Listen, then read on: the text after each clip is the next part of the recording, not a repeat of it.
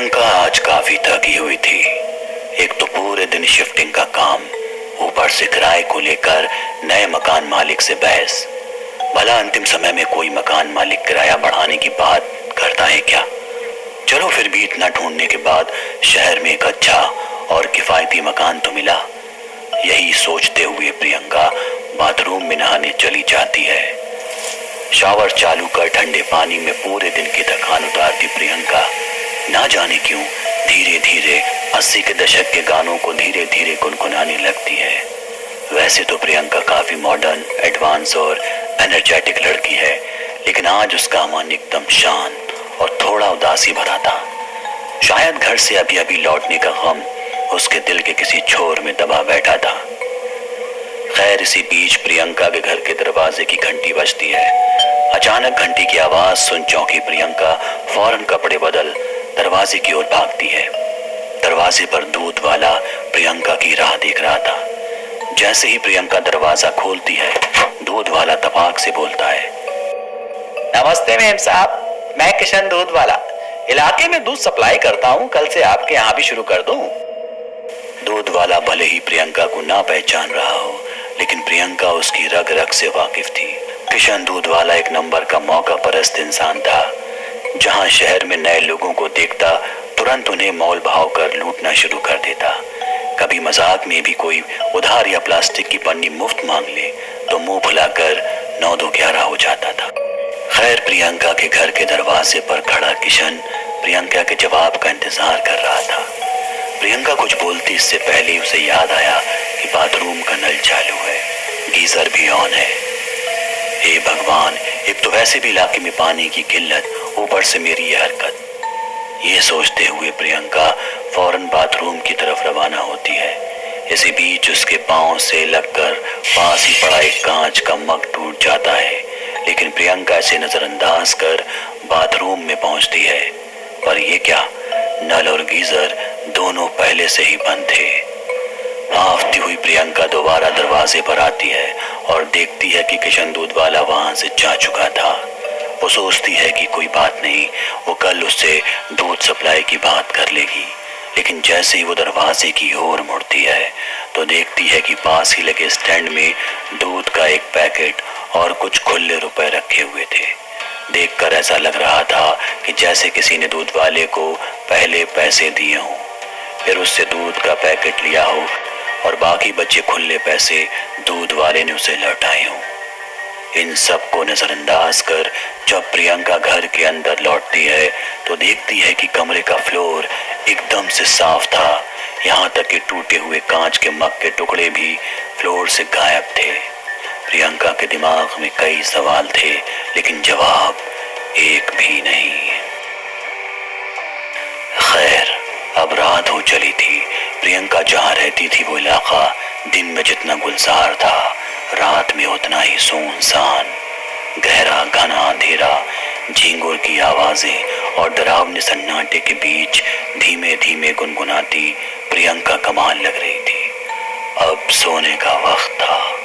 प्रियंका बिस्तर पर लेटी पूरे दिन हुए अजीबोगरीब घटनाओं के बारे में सोच रही थी। उसे शक होने लगता है कि इस घर में सब कुछ सामान्य नहीं है। ये सब सोचते सोचते धीरे धीरे प्रियंका की आंखें भारी होने लगती हैं और थोड़ी ही देर में वो सो जाती है। सुबह होती है, तीखी धूप प्रियंका के चेहरे पे पड़ती है और उसकी नींद खुल जाती है। समय लगभग 9:45 बजे। प्रियंका अपने ऑफिस के लिए लेट हो रही थी। वो फटाफट उठती है और तैयार होकर ऑफिस के लिए रवाना हो जाती है। कैब में बैठे बैठे उसे रास्ते में अचानक याद आता है कि जल्दबाजी में उसने घर की खिड़की, पंखा, लाइट, नल सब कुछ बंद नहीं किया है। और अब उसके जहन में मकान मालिक के ताने और उसका गुस्से से फूला हुआ चेहरा मंडराने लगता है। वो समझ जाती है कि अगर मकान मालिक को उसकी इस लापरवाही का जरा भी अंदाजा लगा तो वो उसे पहली फुर्सत में घर से निकाल फेंकेगा। बावजूद इसके वो ऑफिस का अपना सफर जारी रखती है। प्रियंका का आज का दिन काफी भारी था। सुबह की शुरुआत भाग दौड़ी से और फिर पूरे दिन क्लाइंट की मीटिंग और बॉस की डांट। प्रियंका अब घर लौटकर बस एक अच्छा बात लेना चाहती थी, लेकिन उसे डर था कि घर में पानी नहीं होगा, क्योंकि वो नल तो खुला छोड़ गई थी। प्रियंका जैसे ही घर लौटती है, वो घर के अंदर का मंजर देख हैरान रह जाती है। घर पूरी तरह से साफ था, लाइट बंद थी, नल बंद था, यहाँ तक कि खिड़कियां भी बंद थी, बिस्तर लगा हुआ था। प्रियंका को लगता है कि शायद मकान मालिक आया होगा जिसने ये सब बंद किया होगा। तभी पड़ोस की बालकनी में खड़ी एक महिला कहती है, घबराइए नहीं, आप जल्दबाजी में दरवाजा बंद करना भूल गई थी। जब मैंने दरवाजा खुला देखा तो सोचा कि घर में कोई होगा, लेकिन आप घर में थी नहीं। मैंने सब कुछ सही कर दिया। घर का ध्यान रखा करिए। ये कहकर महिला अंदर चली जाती है। तभी प्रियंका के फोन की घंटी बजती है। वो फोन रिसीव करती है तो उस तरफ से उसकी दोस्त हिना की आवाज आती है। हिना कहती है, क्या हुआ प्रियंका, आजकल फोन नहीं करती? नए शहर में जाकर पुराने दोस्तों से लगाव खत्म हो गया क्या? भूल गई 2 दिन बाद तेरा बर्थडे है, बता कहाँ पार्टी दे रही है?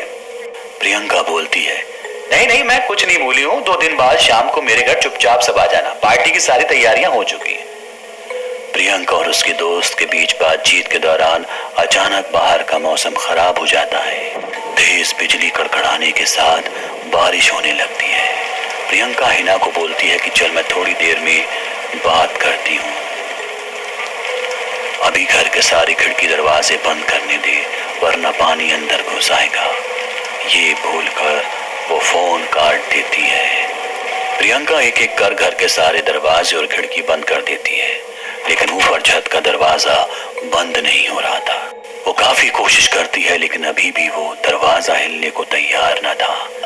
तभी अचानक पड़ोस की छत से वही महिला प्रियंका के पास आती है और कहती है कि दरवाजा बहुत पुराना है, ऐसे बंद नहीं होगा।